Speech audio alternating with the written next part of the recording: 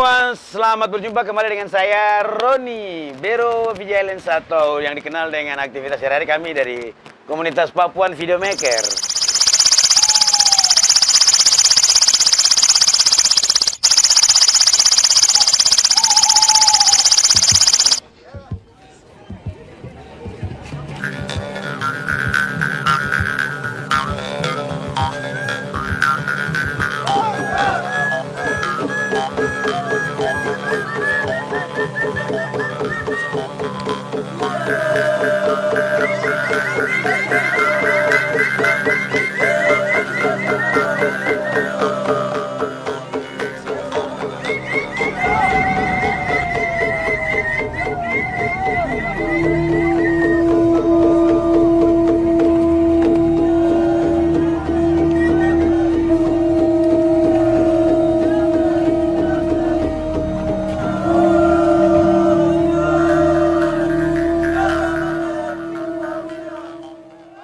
Di hari ini spesial. Selama ini kita lihat ada berbagai banyak seniman, tapi selamat sore, kakakku tercinta. Selamat sore. Kakak sore bisa kuat sedikit? Bisa. Oh bisa. Oke, Pak. Selamat sore. Kebetulan video ini kami ambil di sore hari, jadi tidak yang menonton di pagi hari juga boleh ya, malam atau di mana saja waktunya menonton juga silakan. Baik. Saya duduk dengan salah satu komunitas terbaik sekarang di Kota Jayapura yang memiliki sebuah seniman yang seni gambar yang begitu berbeda, dan kita akan berbincang-bincang. Mungkin saya buka kandalan, kasih kenalkan nama dulu, perkenalan dulu. Oke. Baik, perkenalkan nama saya Yuyut Haryanto selaku Kepala Kampung Tato. Tepatnya di sini di Sutija Big Cafe. Saya juga selaku Ketua Solidaritas Seniman Tato Jayapura atau SSTJ dan Ketua ISC Chapter Jayapura Papua. Wow. Ternyata memang hari ini hari yang baik. Kenapa? Kita akan mulai bertanya-tanya. Okay. Saya akan bertanya dengan kakak. Saya lebih senang biasanya panggilan sehari-hari kami, saya panggil Bapak Toyun. Tapi karena ini kita lagi bikin podcast, jadi Kakak Yun.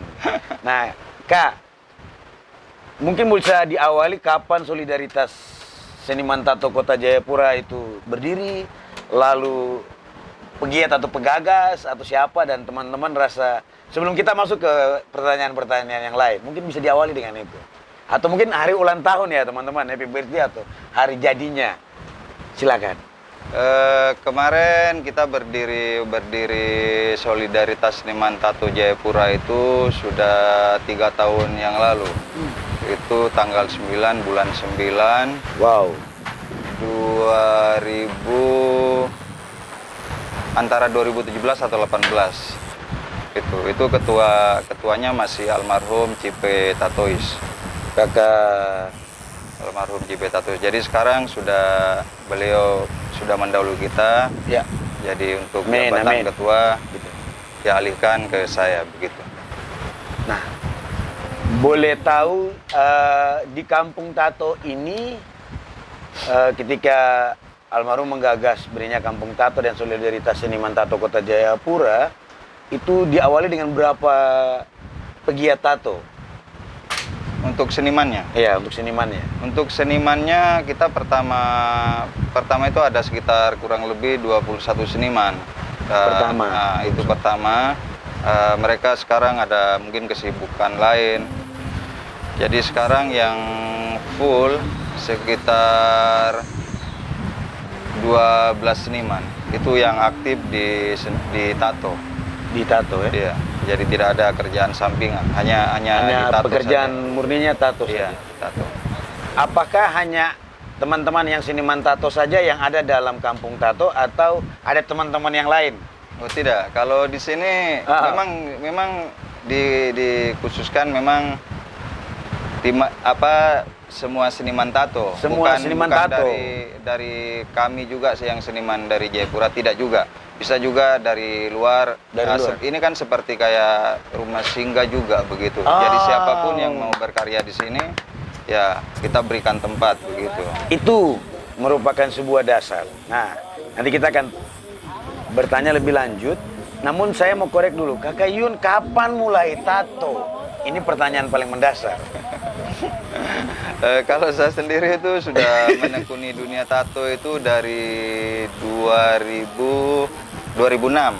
Wow, Iya, 2006. Itu saya masih di mana ya? Oh, masih ada aktivitas. Belum tahu buat video atau vlog atau podcast seperti ini 2006 itu. Dan ternyata Kakak Yun sudah duluan. Nah, dari melihat perubahan, perkembangan dan giat-giat ini, saya melihat bahwa Kampung Tato setelah 3 tahun ini, saya baru kenal Kampung Tato ini kurang lebih 1-2 tahun. Tetapi berdiri kalau tidak salah juga sama-sama dengan komunitas Papuan Videomaker yang umurnya relatif sama juga dengan Kampung Tato, dengan seniman dan karya yang begitu berbeda. Nah, di sebelum masa pandemik, lalu di masa pandemik, dan sekarang kemarin event terbarunya, wah itu gempar itu. Jadi mulai kembali bangkit lagi, jadi ada lah ya komunitas yang tetap bertahan di era situasi kondisi Kota Jayapura yang juga tidak stabil, tapi dunia juga. Ah, itu mungkin Kakak Yun bisa bagi-bagikan buat kami. Ya, kalau untuk kemarin pas pandemi itu memang terasa sekali. Mulai dari customer memang terasa, tapi mau tidak mau kan ya ada saja begitu. Jadi kita yang tadinya itu kan mungkin customer yang mencari kita, pas dalam situasi yang seperti begitu seniman yang mencari customer begitu. Seniman yang jadi customer, jadi saling mengisi ruang kekosongan itu. Ternyata itulah seorang seniman ya. Nah, ini seniman yang gambarnya dihidupkan atau gambar dari gambar yang direpository dan digambar oleh seniman. Dan kalau menurut saya pribadi, gambar yang di badan atau di tato itu menjadi gambar mati yang dibawa menjadi hidup, menjadi abstrak yang lebih hidup lagi, melihat dari karakter orangnya masing-masing. Nah, namun saya juga mau bertanya dulu. Nah, sebelum kita masuk ke pertanyaan-pertanyaan lebih detail mendalam tentang tato, mau tanya dulu, Kampung Tato ini aktivitas eventnya sekarang ini di Kota Jayapura ini kita semua lihat berbagai banyak kolaborasi dengan teman-teman komunitas yang lain. Nah, itu siapa saja dan event-event apa saja yang sudah pernah dibuat? Kalau untuk event kita hanya sebatas show ya, hanya show tato. Oke. Ya, dari mulai show tatonya itu di tempat ini di Sutijabi Cafe. Yang baru ini kita gelar lagi road tour Kampung Tato Show. Nah, itu dia. Itu jadi rencananya itu kita keliling ya, tidak di situ saja, tidak di Jayapura saja. Oke, mungkin nantinya kita akan ke Timika, ke Wamena, nanti seluruh Papua. Wah, seluruh Papua. Jangan lupa ada program Kampung Tato yang namanya Road Tour ya. Iya, Road Tour Kampung Tato. Itu semua yang kakak-kakak yang jago-jago gambar semua ikut di dalam rombongan, disesuaikan gitu ya. Ya, ada juga dari yang mau bergabung, yang masih mau belajar. Yang penting dia tekun. Dalam arti dia serius, ya kita rangkul begitu. Oke. Dan ini juga bukan hanya memperkenalkan seni tato. Artinya selain kita melestarikan budaya. Bukan cuma di tato saja, nanti banyak dari teman-teman seni lukis lain, ada yang dari seni musik juga, mereka juga ya sama-sama bergabung untuk meramaikan acara ini. Begitu. Dan saya melihat memang beberapa artis Papua, secara khusus di Kota Jayapura, home base gambar tatonya di Kampung Tato. Jadi saya kasih tahu sekali lagi kalau teman-teman kami yang ada di Papua ini, khususnya di Kota Jayapura atau Kabupaten Kiarom dan sekitarnya, ketika main ke Jayapura terus ingin mendapat tato-tato kenang-kenangan, jangan lupa kunjungi di Kampung Tato. Itu ada di Cafe Soetija Beach ya. Soetija Beach itu pantai Holtekam. Sebelum ke ujung Holtekam, pantai ujung, lewat jembatan merah, bagian paling tengah-tengah adalah Cafe Soetija Beach. Disitulah salah satu home base-nya Kampung Tato. Ya tinggal datang dan tato. Ada beberapa pertanyaan berikut. Kakak, kalau kakak lihat, saya mau tanya nih. Salah satu, ini bocoran sedikit. Salah satu gambar tato yang paling, ini kan banyak nih yang tato dan dari event besarnya. Terus kadang ada event ke tato, sebuah karya tato itu muncul karena ada konsep baru. Tapi apa saja tato yang sudah pernah digambar atau menjadi ciri khas dari Kampung Tato pastinya? Apalagi maaf nih, dapat bocoran kalau semua tato Pasifik ada di Kampung Tato. Di tempat lain jarang. Semua seniman tato di Kampung Tato jago gambar tato-tato Pasifik seperti Tahiti, Samoa, Girawas, terus Fijian dan lain-lain. Itu keren sekali. Nah, apa yang menjadi salah satu ciri khas di Kampung Tato yang serba familiar, keluarga banget begitu? Kalau untuk semua gambar itu bisa dikuasai lah. Kalaupun tidak bisa, ya kita banyak belajar juga. Tapi yang paling identik sekali memang kita banyak bermain garis. Jadi seperti yang tadi dibilang, tato-tato seperti tato Maori, tato Samoa, Polynesian ya seperti begitu. Itu yang banyak kita buat di sini. Nah, ingat deh, Polynesian, Melanesian, Micronesian tatonya jago di Kampung Tato. Dan saya sendiri memang, sudah mulai menyiapkan materi untuk saya tato. Nanti kalau saya akan buat podcast berikut terkait tato. Nah, sebelum itu mungkin kakak, kita bagi-bagi share ke teman-teman para pendengar ini. Berapa sih tarif yang biasa dikeluarkan? Mungkin kakak bisa jelaskan juga terkait dengan tingkat kelusitan gambar, atau sederhananya, atau berdasarkan garis lain, sehingga menjadi informasi, siapa tahu ada yang mau besok datang main-main kemari. Sebenarnya kalau untuk standar harga tato itu ya macam-macam sih. Tapi kalau ini kita minim pressnya itu 400.000, itu minim press harga tato. Minim press harga tato. Jadi ada juga yang main senti. Jadi kalau main senti ada yang dari harga 9.000, bahkan ada yang 25.000 itu per senti. Kalau full color? Ada gambar kecil itu, tapi sulit. Banyak di sini banyak orang yang tidak paham itu. Ini gambarnya kecil, tapi kenapa mahal? Nah, tapi kan tingkat kesulitannya lebih dari dengan yang tato besar itu begitu. Kamu keren. Ternyata itu penjelasan seniman. Berarti juga sama dengan seniman yang lain, bahwa semakin tingkat kesulitan gambar dan inspirasinya semakin besar, semakin mahal. Bukan masalah mau gambar ukurannya besar atau kecil, tidak. Tetapi tingkat kesulitan dan kerumitan, apalagi kalau tatonya itu punya makna ya. Pasti digambar dengan baik dan sangat rapi. Nah, itu mengenai harga tadi sudah, Brena. Harapan teman-teman tato sendiri di Kota Jayapura itu seperti apa? Kalau harapan kami ya kita tidak terlalu muluk-muluk juga. Dalam arti begini, kita ini kan belum pernah ya untuk wilayah khususnya Papua untuk diselenggarakannya event tato tingkat nasional itu. Itu belum pernah. Jadi dengan adanya road tour Kampung Tato Show, kita juga sedikit-sedikit ya istilahnya kayak menggalang dana begitu. Karena dari kita untuk kita. Jadi mudah-mudahan ya dalam waktu dekat ya kita sudah bisa mengadakan itu, event kontes tato tingkat nasional itu. Jadi harapan kami itu buat teman-teman yang kita sebetulnya bukan mengajak untuk masyarakat tuh untuk bertato. Sebetulnya bukan itu tujuan kami. Itu ingat, tujuannya bukan untuk ajak masyarakat untuk bertato, tetapi ada visi misi sosial lain di belakangnya. Ini langsung dengar hanya bagi pecinta seni di tubuh, kita menyajikannya itu yang memang sesuai standar begitu, dari mulai standar kesehatannya.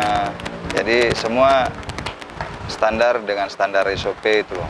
Jadi kita menjaga itu. Ya, ini pesan juga. Selain tadi, hal yang penting bahwa di Kampung Tato kita sangat menjaga kesehatan dari tubuh, ya tubuh pelanggan ya yang mau ditato ya. Ya, baik itu juga, tapi dari kita juga, dalam arti kayak perlengkapan yang kita sajikan, mulai dari jarum, dari tinta, inkap, tip, itu memang harus satu kali pakai semua. Jadi tidak bisa dipakai untuk 2 orang begitu. Wow, profesional betul. Mari Bapak Tua. Minta maaf ini podcast ya, karena kayu bakar kayaknya kalian Bapak Tua bicara tapi kayu bakar harus. Karena ini tidak ada kopi, nanti kopi dengan stok-stok yang lain akan dengan sendirinya mengalir. Jadi kan tenang, saya kamu nonton.